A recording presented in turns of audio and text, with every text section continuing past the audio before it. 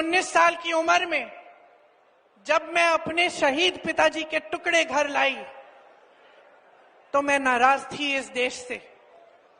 मैं नाराज थी। मेरे दिल में यह भावना थी, मैंने अपने पिता को भेजा, तुम्हारा काम था सुरक्षित रखना।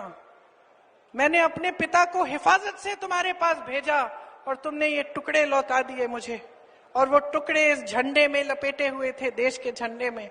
मैं नाराज थी। मैं समझती हूं शहादत की का क्या मतलब है। जैसे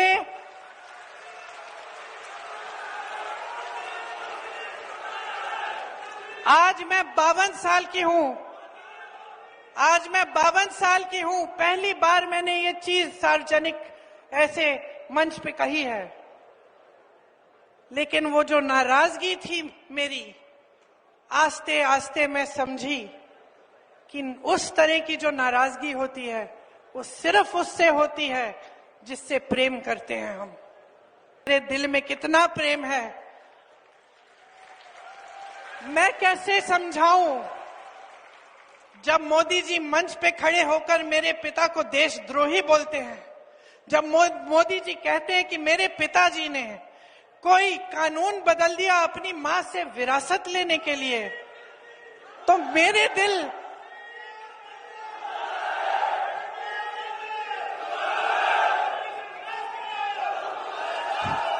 तो मोदी जी इस बात को समझ नहीं पाएंगे कि मेरे पिताजी को विरासत में धन दौलत नहीं मिली, मेरे पिताजी को विरासत में शहादत की भावना मिली। आप समझ सकते हैं, आप समझ सकते हैं। इस देश के किसान हो, इस देश की मिट्टी आपने सींची है अपने पसीने से, अपने इतने बेटे भेजे हैं सरहद पे। जब आपके बेटे शहीद होते हैं इस देश के लिए, तो मैं जानती हूं कि आपके दिल में क्या भावना है, क्योंकि वही भावना मेरे दिल में है।